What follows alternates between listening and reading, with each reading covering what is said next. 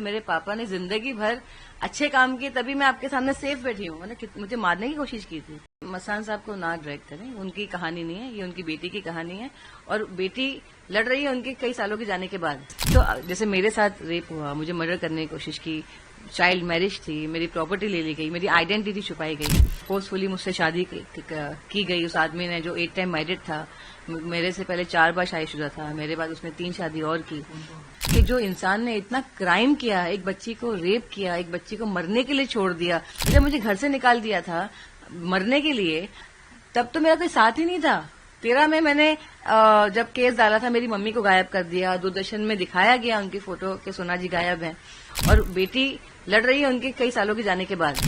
बच्चे किडनैप हो रहे हैं, रेप हो रहा है, मर्डर हो रहा है, क्या क्या नहीं हो रहा है, दंगे फसाद तो ऐसा हो गया है कि रोज एक एक नई चीज ही हो रही है। ममेरे भाई से जबरन शादी करा दी गई, फिर बार बार रेप किया। ये शब्द है डॉन हाजी मस्तान की बेटी का। डॉन हाजी मस्तान की बेटी हसीन मिर्जा ने पीएम मोदी से मदद की गुहार लगाई है।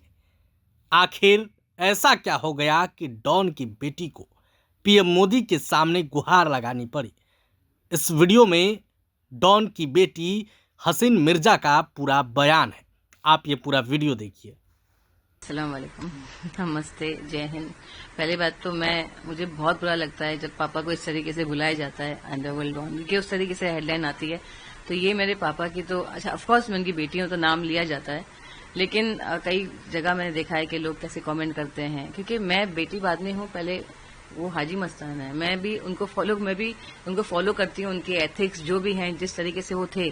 तो इस मेरे पापा की कहानी नहीं चल रही है, उनकी मैं बेटी हूँ, उसका गुनाह नहीं कि मेरे पापा का उनका इंतकाल होने के बाद सब कुछ हुआ ना मेरे साथ। और लोग कहते हैं कि ऐसा कमाया, वैसा कमाया, ऐसा हो गया, ऐसा। अगर मेरे पापा ने जिंदगी भर अच्छे काम किए तभी मैं आपके सामने सेफ बैठी हूँ। मुझे मारने की कोशिश की थी। तो बस ये रिक्वेस्ट है लोगों से कि मसान साहब को ना ड्रैग करें, उनकी कहानी नहीं है, ये उनकी बेटी की कहानी है और बेटी लड़ रही है उनके कई सालों के जाने के बाद।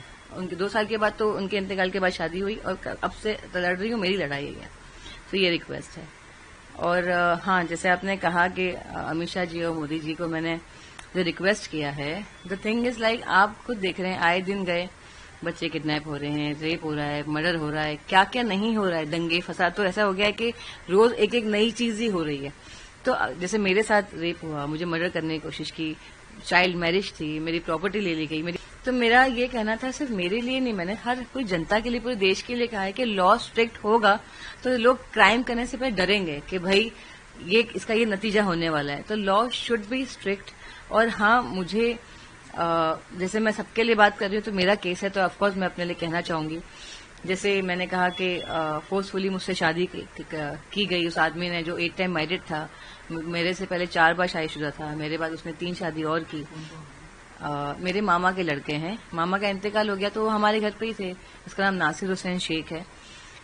तो मेरी प्रॉपर्टी के लिए इन लोगों ने ऐसा किया कि मेरे स्कूल के एफिडेविट में मेरी आंटी मेरी माँ बनी है, हंसा हुसनारा, और मेरे एक स्टेटमेंट में मेरे मामा मेरा बाप बना हुआ है पुलिस के स्टेटमेंट में। मैंने कहा ये मेरे माँ बाप जो एक्चुअल शहनशाह बेगम, उनका नाम लोग शाहजहां बोल रहे हैं, उनका नाम शहनशाह बेगम है और सोना, और मेरे अब्बा हाजी मस्तान मिर्जा जी, उनको छोड़ के भलते भलते से नाम जो दे रहे हैं। मैंने कहा पुलिस को, जब सर्टिफिकेट ही मुझे कितने सालों के बाद मिला, 2017 में, स्कूल भी दे नहीं रहा था, तो एक कार्यकर्ता है, उन्होंने मुझे हेल्प किया मेरे सर्टिफिकेट के लिए। और तब जब मैंने देखा मेरे सारे पेपर्स में कि हाँ मेरी ये माँ बनी हुई है, I was shocked to see all this thing.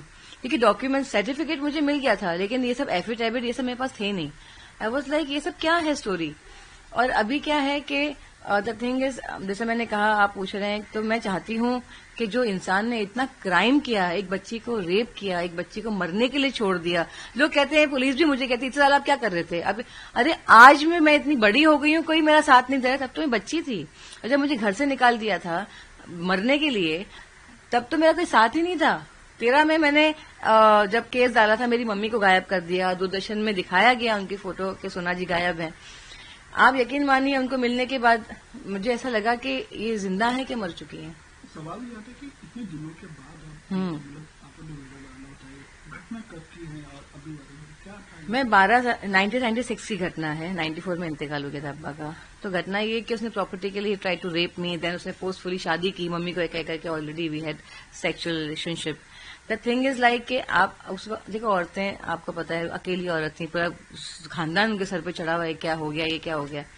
मैं भाग गई। जब मुझे तो 1996 में 2 साल के बाद पता चला कि मेरे अब्बा का इंतकाल हो गया। जब मैंने कहा मैं बाबा के चले जाऊंगी, तो मैं आंटी साइड ही passed away in very wrong way. I was like अब तो कोई ऑप्शन ही नहीं है। I ran away to my friends house, she was not there, some family were there. रात को मैं रुकी and second day I was here. Mom cried, I cried, everything happened. After 1 month इन्होंने वापस मम्मी को प्रेशराइज किया। अब मेरे पास तो कोई चारा ही नहीं, मैं करूँ तो करूँ क्या। अब आप सोचिए ना, मम्मी तो नहीं के बराबर थी, वो तो निकल गई थी, निकाह हुआ चली गई, वो थी नहीं घर पे। बट आप सोचो, आप रेप कर रहे हो एक बच्ची को। मम्मी के दिमाग में ये कि ऑलरेडी दे है एवरीथिंग, लेकिन आप मुझे वो जो चीखें हैं, वो मुझे जो दर्द है, वो मैं कैसे भूलूं। और वो आदमी, और ऐसा नहीं, आप जैसे आपने पूछा इतने साल, मैं 12 साल की उम्र से भाग रही हूँ। I used to run away to my friends house and I want her to come and speak कि yes she is not lying, she used to come to me, I used to take a back.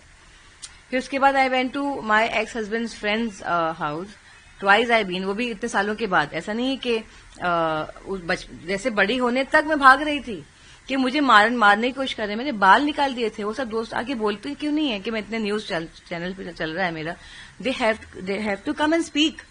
कितने लोगों ने ये कहा कि मस्तान साहब का लिए क्रेडिट के लिए कर रही हो, ये सारे लोगों को पता ही नहीं है। वो मेरी फ्रेंड को ही पता नहीं कि हाजी मस्तान की बेटी है।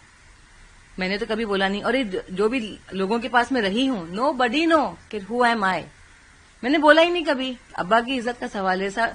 लोग कहते हैं अब्बा को लेके मैं कभी सामने नहीं आई। सीक्रेट डॉटर तो न्यूज चैनल ने इस तरीके से बताया कि इतने सालों के बाद में आई। और सीक्रेट डॉटर तो पहले के जमाने के एक्टर्स के होते ही थे कि मम्मा हीरोइन थी, तो वो चाहती नहीं थी कि, क्योंकि वो बहुत यंग थी, मैं पैदा हुई हूं तो शी वांटेड टू, उनका भी एक सपना है मुझे एक्टर बनना है ऑल दिस थिंग। लेकिन इसका नाजायज फायदा तो मेरे घर वालों ने उठाया ना। तो मैं, जैसे मैंने कहा कि मेरे अब्बा को लेके मुझे कोई क्रेडिट नहीं मिलने वाला है, और मैं खामखा हाजी मस्तान साहब की बेटी बनकर मुझे कोई सैल्यूट या कुछ दे नहीं देगा। मेरी इज्जत जा रही है कि देखो ये अपने अब्बा के बारे में लोग ऐसा बोल रहे हैं, क्या बोल रही हैं, कैसा आदमी था, क्या है, या मेरा भी तमाशा बन रहा है, मेरे अब्बा की भी इज्जत जा रही है, हमारी इज्जत जा रही है इसमें। लेकिन अब क्या करें, कब तक, आदि साहब ने कहा कब तक खामोश रहूं मैं, कब से लड़ रही हूँ। वो आदमी मुझे मेरी बेटी को कहकर नहीं हम सेटलमेंट करते हैं, कोर्ट जाने मना करो, ये करो, मेरी तबीयत खराब। मैं तो 2 बार आके गया, मैं हैदराबाद भी गई, सोचा कि सेटलमेंट करें। जुहू में ही मेरा बंगला है, वहीं पे मेरा केस चल रहा था। क्यों पुलिस ने नहीं हेल्प किया मुझे। मेरे पास लॉयर भी नहीं थे, मेरे पास लोकल लॉयर्स होते थे, 500 रुपीज लेते हैं, करते हैं, क्योंकि बड़े लॉयर्स की फीस भी होती है और लोकल लॉयर्स, उनकी भी, लॉयर की भी गलती नहीं है, वो जो काम कर सकता है वही करेगा, उतना तारीख लेता था बस। और मैं ही डेट पे जा रही हूँ, मैं रुकी हूँ, वो आदमी कब आएगा कोर्ट, वो आया ही नहीं। कोर्ट में आप गए?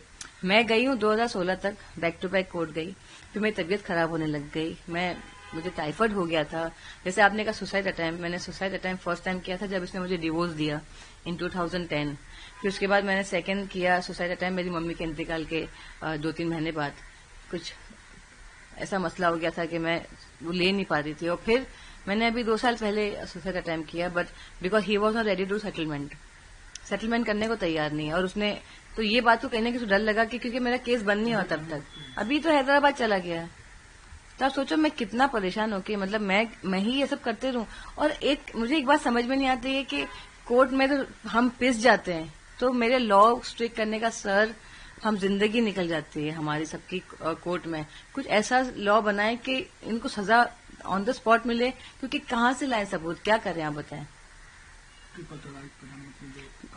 बहुत अच्छा बना है, मैं तो धन्यवाद करना चाहती हूँ। मैं ट्रिपल तलाक के टाइम पे वहां पर थी और ये सब बातें मैंने की भी कि मैं मस्तान साहब की बेटी हूँ और मेरे साथ ये हुआ।